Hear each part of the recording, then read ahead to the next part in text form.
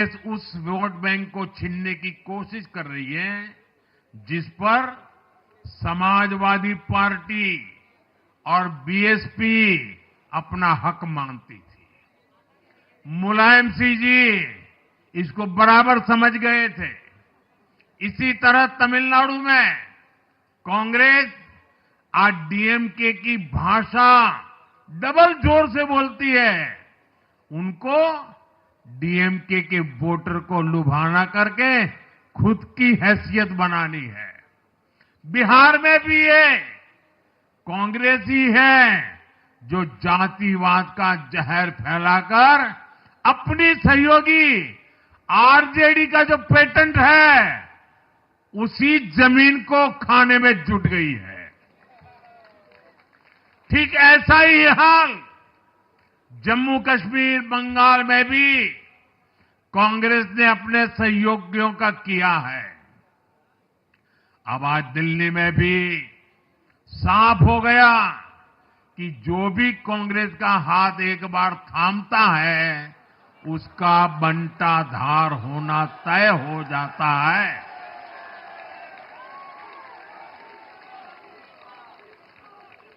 और जो राजनीति का अध्ययन करते हैं उनके लिए मैं आज एक काम छोड़ देता हूं।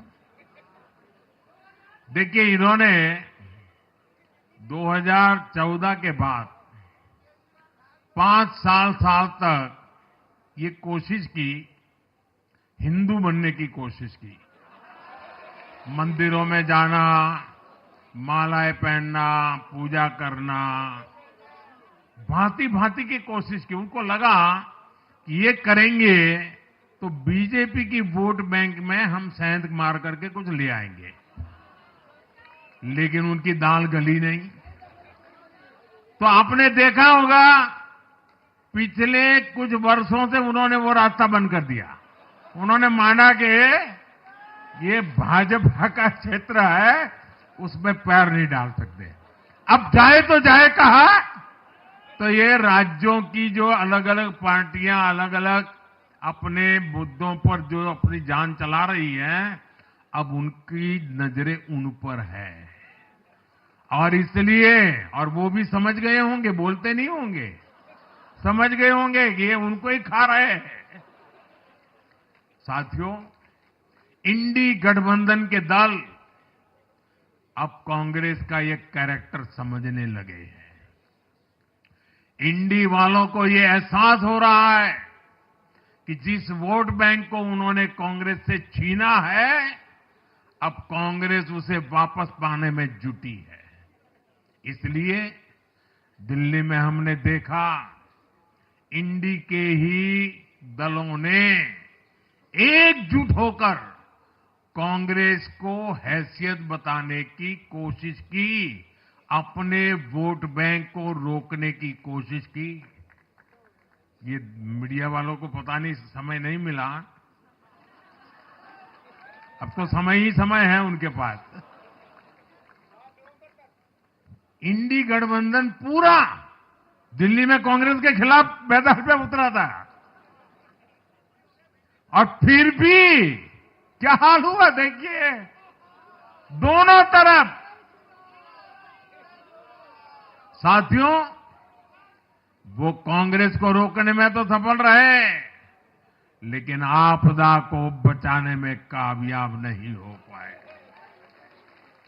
साथियों, कांग्रेस का हाथ थामने वाले इसलिए भी बर्बाद हो रहे हैं क्योंकि आज कांग्रेस वो कांग्रेस नहीं है जो आजादी के आंदोलन के समय थी, जो आजादी के बाद कुछ दशकों तक थी। आज वो कांग्रेस नहीं है। आज कांग्रेस देश हित की नहीं, अर्बन नक्सलियों की राजनीति कर रही है। कांग्रेस के नेता जब कहते हैं वो भारत से लड़ रहे हैं, इंडियन स्टेट से लड़ रहे हैं, ये नक्सलियों की भाषा है। ये समाज में, देश में अराजकता लाने की भाषा है। और यहां दिल्ली में तो आपदा भी उसी अर्बन नक्सली सोच को ही आगे बढ़ा रही थी। कांग्रेस की ये अर्बन नक्सली सोच राष्ट्र की उपलब्धियों पर अटैक करती है। ये पूरी दुनिया में अपनी ही सोच का आर्थिक, सामाजिक और राजनीतिक निजाम लाना चाहती है।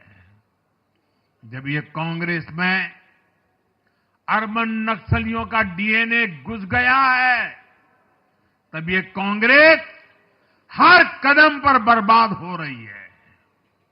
साथियों, आज दिल्ली से मैं देश के नौजवानों से भी अपना एक आग्रह दोहराना चाहता हूं।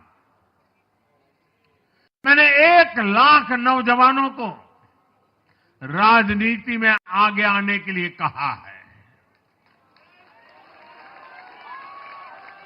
ये मैं इसलिए कहता हूं कि देश को सही मायने में एक गंभीर पॉलिटिकल ट्रांसफॉर्मेशन की जरूरत है। विकसित भारत को नई प्राण शक्ति की जरूरत है। 21वीं सदी की राजनीति को नए आइडिया, नई ऊर्जा की जरूरत है, नए चिंतन की जरूरत है। ये मैं इसलिए भी कह रहा हूं क्योंकि अगर अच्छे नौजवान बेटे बेटियां राजनीति में नहीं आएंगे तो ऐसे लोग राजनीति पर कब्जा कर लेंगे जो राजनीति में नहीं आने चाहिए।